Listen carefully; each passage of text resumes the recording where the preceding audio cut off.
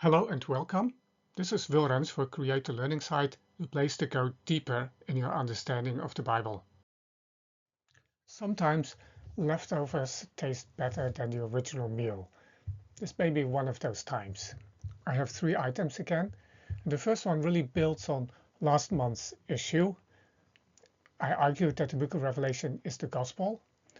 It deals with the same issues as the canonical gospels, Matthew, Mark, Luke and John. Deliverance from evil and the coming of the kingdom. I also pointed out that the Lord's Prayer is what connects the 4 Gospels and Revelation. Only when all 5 books are held together is the good news complete. And here I would like to make one important addition.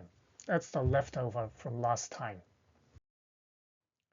The final victory of God, as described in Revelation, will come about with the involvement of his people.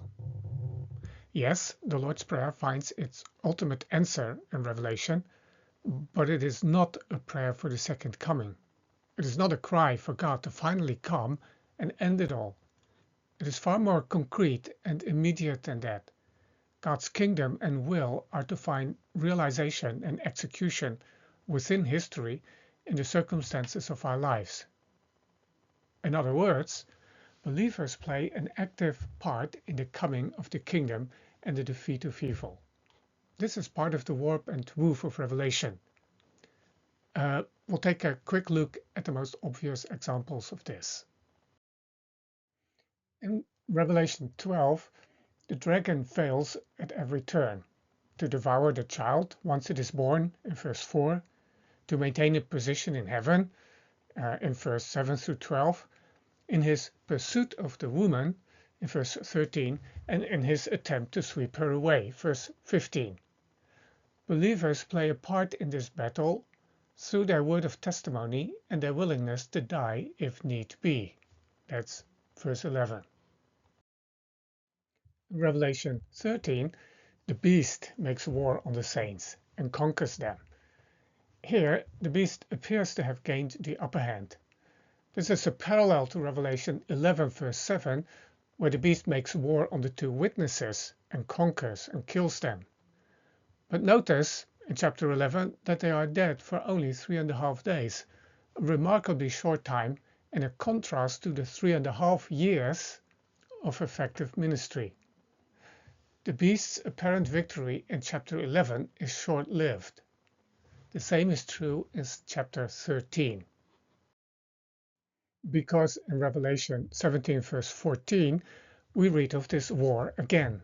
They, that is the beast and his 10 kings, will make war on the Lamb, and the Lamb will conquer them, for he is Lord of lords and King of kings, and those with him are called and chosen and faithful. Called and chosen and faithful?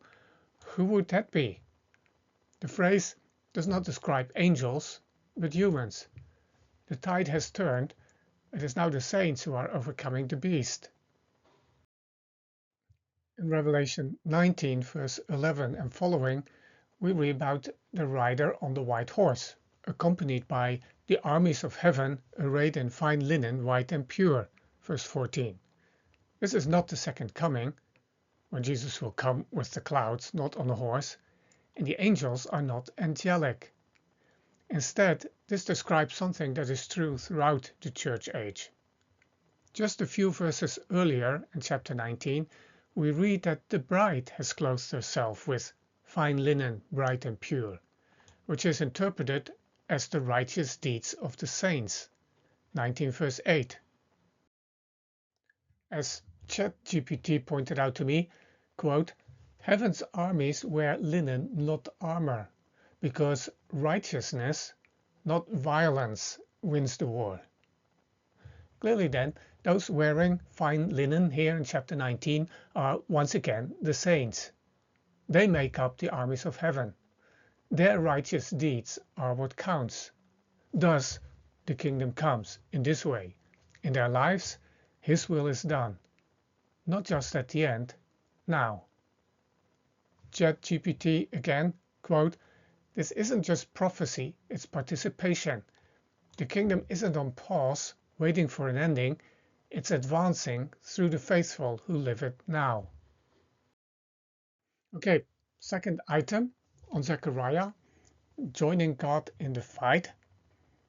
It builds on the previous item on Revelation. By the way, I actually wrote the very first issue of Create a Learning Site on the second half of Zechariah a very long time ago, in 2014.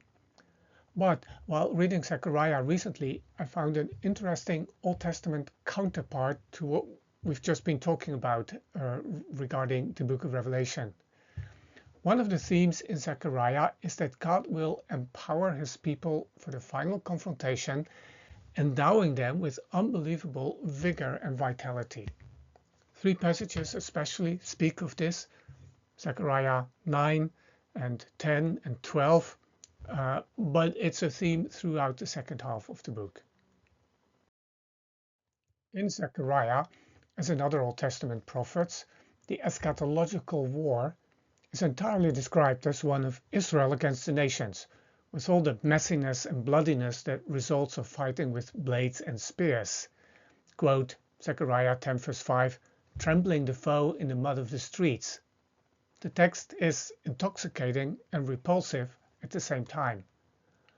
Obviously, Zechariah does not know the New Testament intuition that our battle is not against flesh and blood.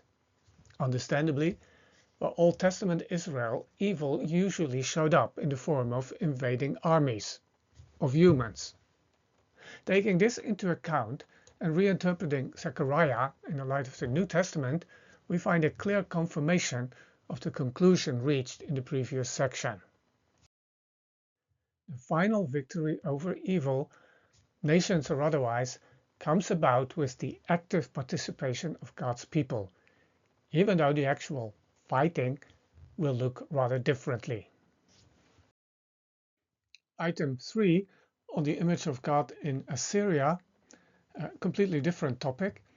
In July, I wrote about the idea of Assyria as the world's first empire, based on the book by Eckhart Fromm. You see here, Assyria, the rise and fall of the world's first empire.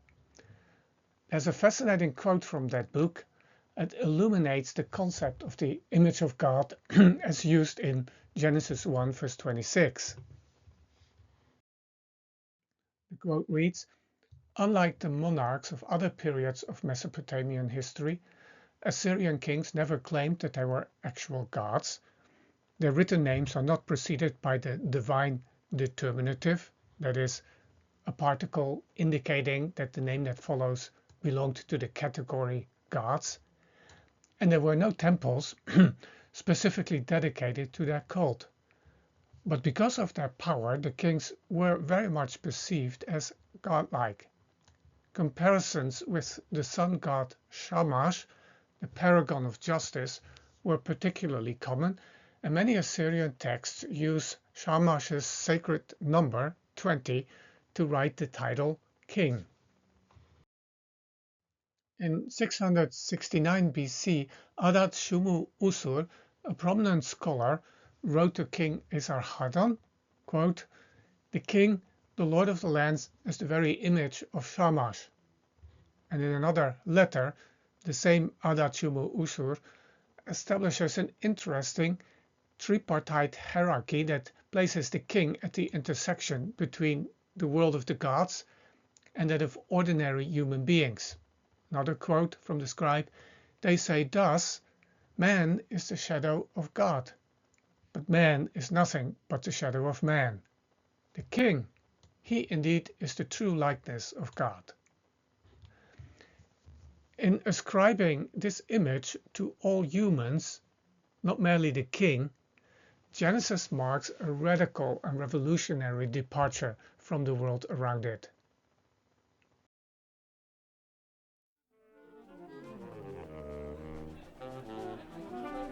The show will be starting in just a few moments. Thank you for your patience.